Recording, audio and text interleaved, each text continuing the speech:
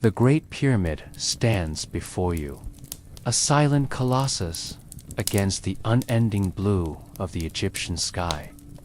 The Giza Plateau stretches out around you, home to 3 pyramids and countless smaller structures, each bearing silent witness to the rise and fall of Egypt's old kingdom.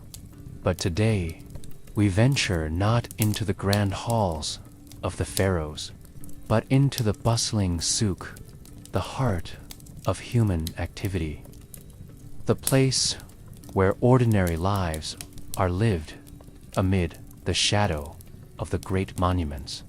Here, amidst the vibrant chaos of trade, politics, and daily life, the true pulse of Egypt beats. Here is an old man named Thothmes. He is seated, cross-legged, on a mat spread out before him, a small stall laden with papyrus scrolls serving as his backdrop. His eyes, though creased with age, are sharp and alert. They hold the wisdom of many years spent observing the ebb and flow of human nature. The morning air is filled with the scents of spices, incense, and leather as early traders and shoppers meander through the souk. Many greet Thothmes with nods of familiarity, some haggling over prices, while others stop to admire his collection of ancient texts and artwork. As the day progresses, the square comes alive with merchants hawking their wares. The calls of vendors mix with the chatter of shoppers and the lowing of cattle driven through the market by herdsmen. Thoth watches it all with a detached amusement. The energy is palpable, a tangible thing that buzzes around him, urging him to be ever vigilant, ever aware. The midday heat begins to settle over the city. The sky, once a brilliant sapphire, now appears as a molten gold disk, draining the landscape of any remaining coolness. Thoths feels the familiar prickle of discomfort on his skin. Still, he does not retreat to the shade. He remains in his spot, letting the heat wash over him like a second skin. For him, the heat is more than just a meteorological phenomenon. It is a force that shapes the city, that influences the moods and behaviors of the people around him. The sun climbs higher in the sky. Thoth sees the city change. People seek refuge from the heat, and the energy of the marketplace wanes. Some shops close their doors until the evening, leaving the streets quieter than before. The shadows lengthen as the sun begins its slow descent toward the horizon. The sky, once a blazing furnace, softens to hues of orange and purple. It is a brief respite before the darkness of night descends. Relief spreads through the city as people return to the streets. The cool evening air brings with it a sense of renewal. Thothmes feels a surge of energy as the city comes back to life. He straightens his posture, readying himself for the evening rush. The stars begin to pepper the darkening sky, and the Great Pyramid, bathed in the silver glow of moonlight, seems to watch over the city with ancient eyes. As the night deepens, The air grows cooler, carrying with it the sounds of music and laughter. The stalls of food vendors sizzle and smoke, filling the night air with tantalizing aromas. Thothams finds himself drawn into the rhythm of the city as it revels in the cooler temperatures. Even the old man feels a spark of excitement, a reminder that despite the passage of time, life continues to pulse and throb within these ancient walls. The energy of the night is infectious. The city is alive with the sounds of celebration. The rhythm of drums echoing the heartbeat of the city. Amidst the lively crowd, Thoth feels a surge of emotion, a sense of belonging that transcends age or circumstance. In this moment, he is part of something larger, community bound together by the shared experience of life in ancient Egypt. He looks up at the pyramid, its silhouette stark against the star-studded sky, and realizes that this moment, like all moments, is fleeting. Yet, the city, like the pyramid, endures. Each day brings new life, new stories, new dreams to this bustling hub of humanity. Thoths, with his keen eyes and even keener mind, will be there to witness it all. A silent observer of the ceaseless drama of human existence. Under the watchful gaze of the pyramids, Thoths prepares for the next day. His papyrus scrolls are carefully rolled and tied, ready to be unfurled once more at the break of dawn. As the night deepens, he retreats to his small dwelling, seeking rest before the cycle begins anew. Within his humble abode, Thoth finds solace and quiet contemplation. The walls adorned with paintings and inscribed with words serve as silent companions, each mark telling a story of a life well lived. Surrounded by the relics of his past, Thoth drifts into sleep, his dreams filled with visions of the past, present, and future, all unfolding under the eternal gaze of the pyramids. The story of Hatshepsut, the female pharaoh who built an empire as the sun begins to set behind the great pyramids, casting long shadows across the desert sands. We now shift our focus to a different kind of life. Imagine yourself stepping into the grand halls of a majestic palace, a place filled with the scent of incense and the murmur of courtiers. The air is cooler here, still and tranquil, yet it is charged with an undercurrent of power, different kind of weight, one that rests not on the shoulders of the workers, but on the mind of a ruler. This is the world of Hatshepsut, one of the most intriguing figures in Egyptian history. She was not a common worker, nor was she a mere queen by title. No, Hatshepsut was a pharaoh, a woman who defied the norms of her time to rule Egypt as one of its most successful monarchs. Born into the royal family, Hatshepsut was no stranger to the expectations of power. Her father, Thutmose I, was pharaoh, and she was groomed for a life at court. But it was not an easy road. Though she had the blood of a king, the path to the throne would not be a simple one, especially when the throne was traditionally reserved for men. As a woman, her position was precarious, and many in the royal court were skeptical of her ability to lead. Yet, as history often reveals, Hatshepsut was not easily deterred. In the years following her father's death, Hatshepsut's life took a dramatic turn.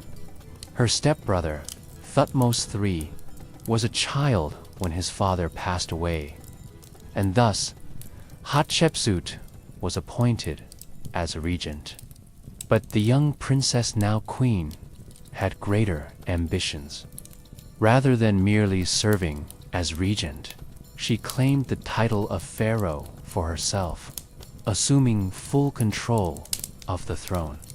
The transition was not without controversy. Many, especially the powerful priests and nobles of Egypt, had their doubts.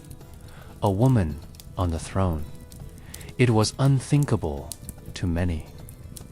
But Hatshepsut proved her strength, both politically and militarily.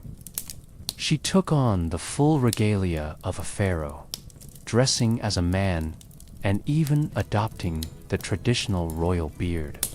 In her images, she was depicted as powerful and authoritative, an image of a ruler who could not be ignored. Her reign, however, would not be solely defined by her gender or the controversy surrounding her ascension. Hatshepsut's leadership was marked by incredible achievements that shaped the future of Egypt. Perhaps most notable among these was her focus on trade and diplomacy. Hatshepsut established strong ties with far-flung regions, most famously the land of Punt, located in what is now modern-day Somalia or Ethiopia.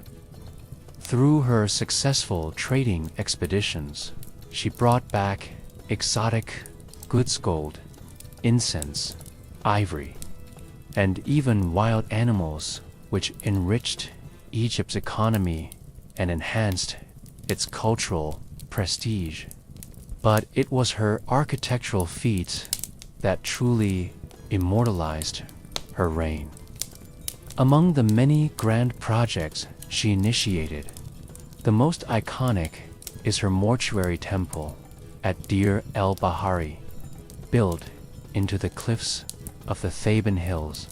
This was not just a temple, but a testament to her power, to her vision of Egypt's prosperity under her rule. The temple's walls, still standing after thousands of years, tell the story of her reign, her divine birth, her accomplishments, and her unyielding determination to leave a lasting legacy. Yet, as with all powerful rulers, Hatshepsut's reign was not without its challenges.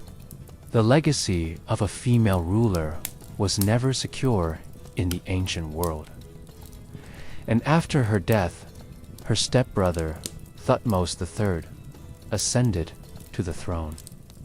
In the years that followed, an interesting and somewhat tragic development occurred. Hatshepsut's memory was systematically erased from history. Her statues were defaced, her name chiseled off the walls, and her monuments were repurposed or destroyed. It is unclear whether this erasure was a deliberate act of Thutmose III aiming to consolidate his power by eliminating a female predecessor, or whether it was the result of a shift in the political climate that no longer saw Hatshepsut as rule as legitimate. What we do know is that, for many years, the memory of Hatshepsut faded into obscurity. It was only much later, when archaeologists uncovered her monuments and her tomb, that her story began to re-emerge from the shadows of history. Through the sands of time, Hatshepsut's legacy has endured, though at times hidden, it was never fully lost. Today, we know her not only as the woman who became pharaoh, but also as a ruler who built an empire through trade, diplomacy, and monumental construction. Her reign reminds us that history is often shaped by the lives of those who dare to break the molds of their time. As the night deepens and the quiet settles over the land, imagine yourself in the grand hall of Hatshepsut's temple, looking up at the towering columns and the stillness of the stone, reflecting on the strength of the woman who defied expectations and built an empire. The mystery of the lost city of Atlantis. Was Egypt involved?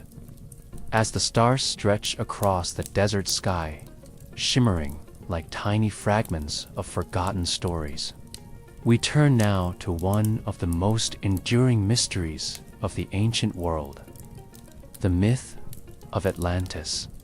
Picture yourself gazing at the vast expanse above, your thoughts drifting like the night wind, wondering about the fabled city that some believe once existed, a city so advanced that its memory has survived across millennia.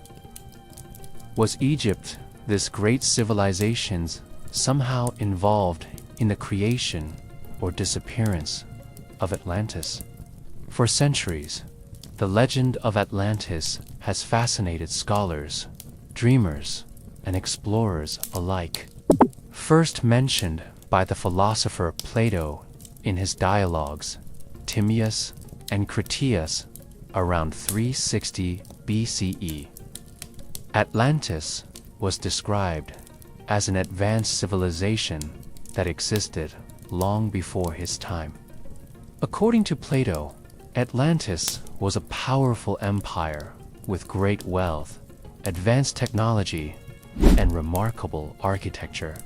Yet, despite its grandeur, the island sank into the sea in a single catastrophic day and night of misfortune, disappearing without a trace.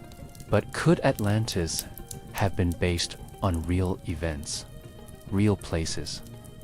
And might ancient Egypt, with its deep understanding of the seas and the distant lands, have played a role in the story of Atlantis? While the connection between Egypt and Atlantis has remained speculative, there are intriguing hints in the ancient records, in the trade routes, and in the geography of the Mediterranean that suggest a link. The Egyptians were known for their extensive maritime capabilities, with trade routes reaching as far as Punt and beyond.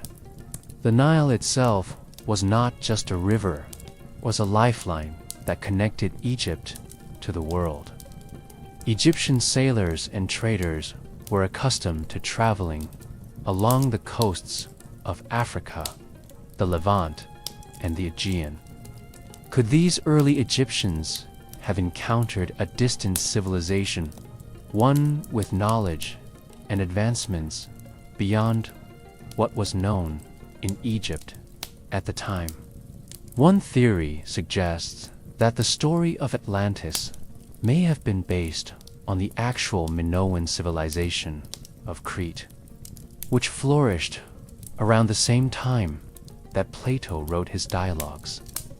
The Minoans were known for their advanced architecture intricate art and impressive naval power. And, like Atlantis, the Minoan civilization was destroyed in a catastrophic event, the eruption of the Thera volcano, which caused massive tsunamis and ultimately led to the decline of their empire. The Egyptians, with their long-standing contact with the Aegean region, might have heard of the Minoans and their sudden fall, preserving the tale in mythological form. But the connection doesn't end there. Some scholars believe that Egypt's role in the ancient Mediterranean world could have contributed to the development of the Atlantis myth in other ways. Ancient Egyptian sailors, merchants, and diplomats could have crossed paths with the Minoans, or even ventured further, leaving behind traces of their encounters in their own records. The Egyptians, ever proud of their architectural and engineering feats, may have been inspired by the grandeur they saw elsewhere, adapting it into the lore of their own people. Another intriguing possibility is that the lost city of Atlantis was not a single place, but a metaphor for the flourishing civilizations of the Mediterranean, which shared a common culture of wealth, knowledge, and maritime power. As Egypt itself declined during the late New Kingdom and into the first millennium BCE, the memory of these once great cultures might have faded, with Atlantis becoming a symbol of a golden age lost to time. Whatever the true origins of the Atlantis myth, it is clear that Egypt's culture, its history, and its vast network of trade and exploration has always been intertwined with the mysteries of the ancient world. As you settle further into the quiet of the night, imagine the ancient sailors of Egypt, their ships gliding across the dark waters of the Mediterranean, carrying stories from distant lands. Perhaps they, too, whispered of Atlantis, the city of wonder and ruin just beyond the horizon. Life of the elite in ancient Egypt. The luxuries of the pharaohs as we move deeper into the night. The cool breeze of the desert carries with it the whispers of another world, one far removed from the dust and sweat of the workers' daily labor. Picture yourself stepping into the grand halls of a royal palace, where the warmth of scented oils fills the air, and the gleam of gold dazzles your eyes. Here, in the heart of Egypt's elite, life is lived in a striking contrast to the grueling existence of the common people. The vastness of the palace stretches out before you, with towering columns carved from the finest stone, their surfaces adorned with intricate depictions of gods and pharaohs, each image a symbol of eternal power. The floors beneath your feet are cool, made of smooth marble or polished limestone. The walls glow softly with the flicker of oil lamps, casting a warm, golden hue across the room. The sounds of the palace are soft, like the rustle of silk robes and the gentle hum of servants tending to the needs of the elite. You hear the quiet strumming of a lyre in the distance, the light chatter of the courtiers, and the clinking of goblets filled with the finest wine. This is the life of the Egyptian aristocracy, a world of refinement and excess, where luxury is not just a privilege, but a constant reality.